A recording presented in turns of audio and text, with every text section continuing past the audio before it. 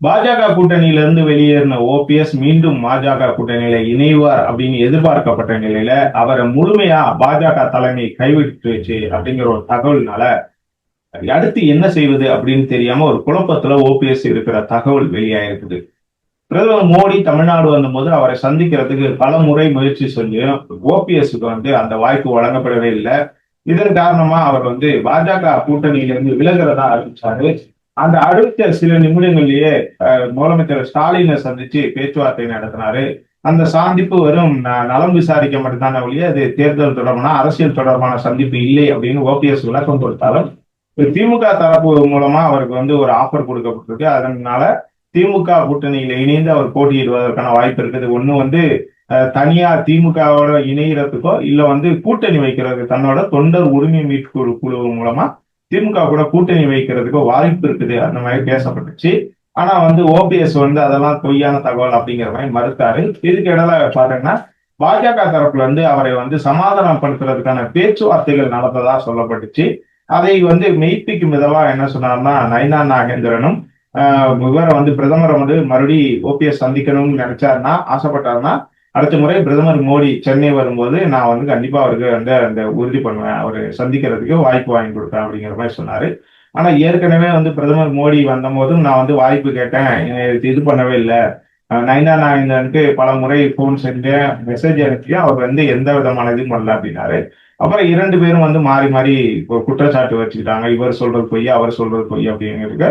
இத்தகைய சூழ்நிலை தான் நயினா நாகேந்திரன் இந்த நெல்லையில எடப்பாடி பழனிசாமிக்கும் அதிமுக முக்கிய நிர்வாகிகளுக்கும் மற்றும் பாஜக முக்கிய நிர்வாகிகளுக்கு வச்ச விருந்துக்கு பிறகு ஒரு பேட்டி கொடுத்தாரு. அதுல ஓபிஎஸ் எங்க கூட்டணியில இருந்து விலகிட்டாரு, இனிமே அவரை பத்தி பேசுறதுக்கு எதுவுமே இல்லை அப்படின்னு ஒரு போட்டு வளைச்சாரு. நயினா நாகேந்திரனோட இந்த கருத்து அரசியல் வட்டாரத்துல குறிப்பா ஓபிஎஸ் ஆதரவாளர்களுக்கு பெரிய அதிர்ச்சியை கொடுத்தது அப்படின்னு தான் சொல்லலாம். ஏன்னா பாஜக மீண்டும் இது ஓபிஎஸ் சமாதானப்படுத்தி மீண்டும் கூட்டணிக்குள்ள சேர்த்துக்கிடுவாங்க, அதுக்கான வேலைகளை தொடங்கி இருக்காங்க அப்படின்னு சொல்லப்பட்ட நிலையில நயினா நாகேந்திரன் ஓபிஎஸ் முழுமையா கலத்தி விடப்பட்டார் அப்படிங்கிறத போட்டு உடைச்சதுதான் ஓபிஎஸ் ஆதரவாளர்கள் பெரிய பெரிய அதிர்ச்சியை கொடுத்தது. இத்தகைய சூழலுக்கு காரணம் என்னன்னு பார்த்தோன்னா, எடப்பாடி பழனிசாமி நெல்லையில அந்த நயினா நாகேந்திரன் வீட்டுல நடந்த விருந்து நிகழ்ச்சிக்கு பிறகு பேசின போது ஓபிஎஸ், டிடிவி தினகரன் மற்றும் சசிகலா இவங்க 3 பேரையும் அதிமுகவில் மீண்டும் சேர்க்கறதுக்கான வாய்ப்பு இல்லை. ஏன்னா அவங்க என்னைய சரமாரியா கடந்த காலங்கள்ல பேசியிருக்காங்க, விமர்சனம் பண்ணியிருக்காங்க, அவங்கள சேர்க்கறதுக்கு வாய்ப்பே இல்லை அப்படின்னு சொல்லி ஆணித்தரமா சொல்லியிருக்காரு. இதுக்கிடையில பாஜகவுல இருக்கிற சில பேர் இந்த முறை கூட்டணி ஆட்சிக்கான வாய்ப்பு அதிகமா இருக்குங்கிறதுனால இந்த முறை நம்மளும் அமைச்சர்கள் ஆகிறதுக்கு இல்லை எம்எல்ஏ ஆகிறதுக்கான வாய்ப்பு இருக்கு அப்படிங்கிற ஒரு ஆசையில என்ன பண்ணிட்டாங்கன்னா, எடப்பாடி பழனிசாமிக்கு சொன்ன கருத்துக்கு ஆமாம் சாமி போட்டிருக்காங்க அப்படின்னு சொல்றாங்க.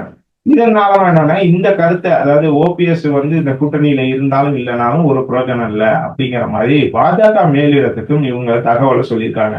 அதாவது இங்க இபிஎஸ் தான் வலுவா இருக்கிறாரு அப்படிங்கிற மாதிரி கருத்தை பாஜக தலைமைக்கு சொன்னனால பாஜக தலைமை என்ன பண்ணியிருக்காங்கன்னா, ஓபிஎஸ் சமாதானப்படுத்துற வேலையை விட்டுட்டு நீங்க கூட்டணி கட்சிகளோட அரவணைச்சு போறதுக்கான வேலையை தொடங்க, அடுத்தடுத்து பிரச்சாரத்தை தீவிரப்படுத்துறதுக்கு பாருங்க. அதுக்கப்புறம் திமுக செய்யக்கூடிய மக்கள் விரோத போக்குகள் அந்த நடவடிக்கையை மக்கள்கிட்ட எடுத்துட்டு போயிட்டு அதை பிரச்சாரம் செய்யறதுக்கான வேலையை தொடங்குங்க, ஓபிஎஸ் வேணாம் நம்ம கண்டுக்கிற வேணாம் அப்படிங்கிற மாதிரி பாஜக தலைமையும் சொல்லியிருக்காங்க.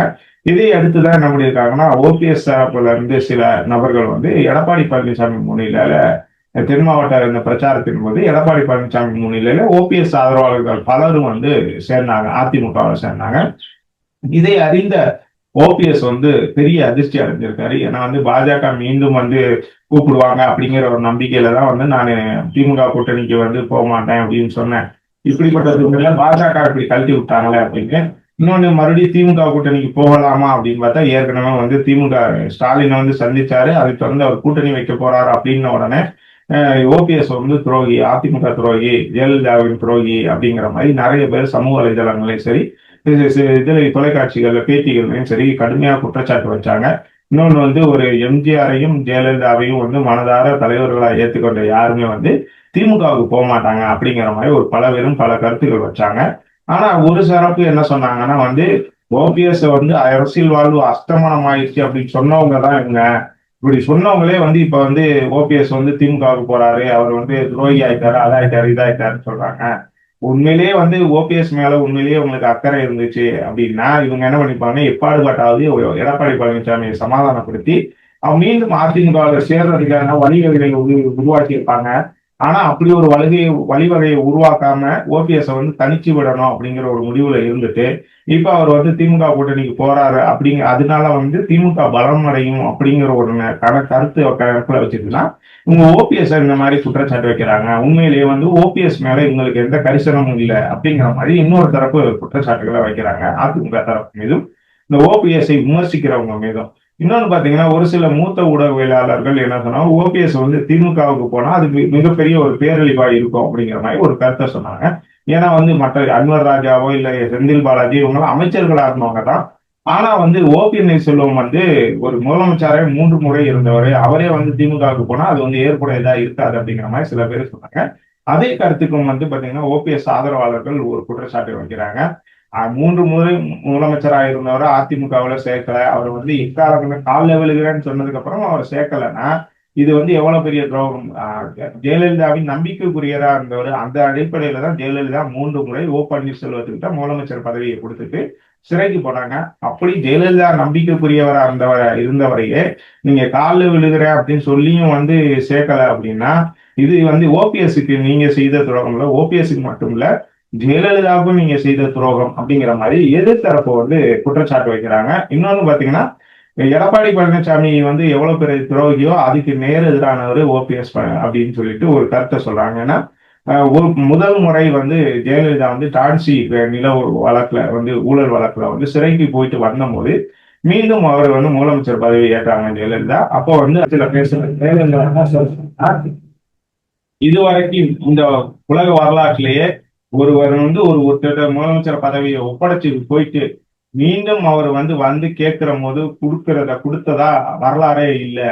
அந்த வரலாறை முதல்ல நிகழ்த்தினவர் பன்னீர்செல்வம் தான் அப்படின்னு சொல்லிட்டு ஜெயலலிதாவே பாராட்டினாங்க. அந்த காணொலியை பகிர்ந்து பல பேரும் வந்து எடப்பாடி பழனிசாமி இப்படி இருக்குதாரா, சசிகலா உங்க மேல நம்பிக்கை வச்சுதான் முதலமைச்சர் பதவியை கொடுத்துட்டு சிறைக்கு போனாங்க. திரும்பி வந்த போது எடப்பாடி பழனிசாமியை சசிகலாவை பார்த்து நீ யாரு அப்படிங்கிற உனக்கு அதிமுக என்ன தொடர்பு அப்படின்னு கேட்டு துரோகம் பண்ணிட்டாரு.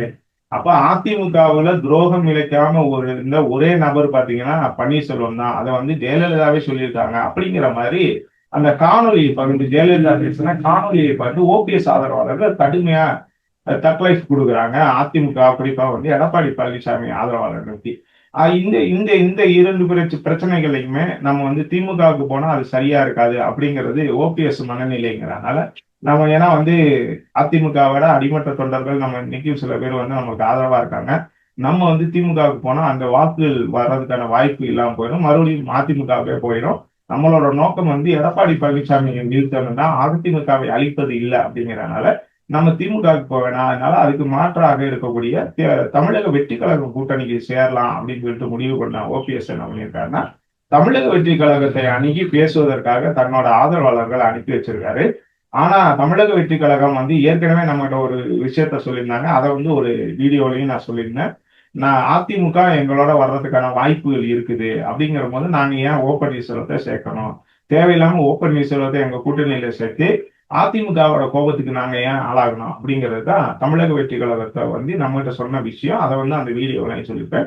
அதே கருத்தை தான் வந்து பன்னீர்செல்வத்துக்கிட்ட சொல்லியிருக்காங்க. அதாவது தேர்தல் நெருங்கும் வேலையில வந்து பாஜக கூட்டணியில இருந்து அதிமுக வெளியேறி எங்க கூட்டணி கண்டிப்பா வரும்.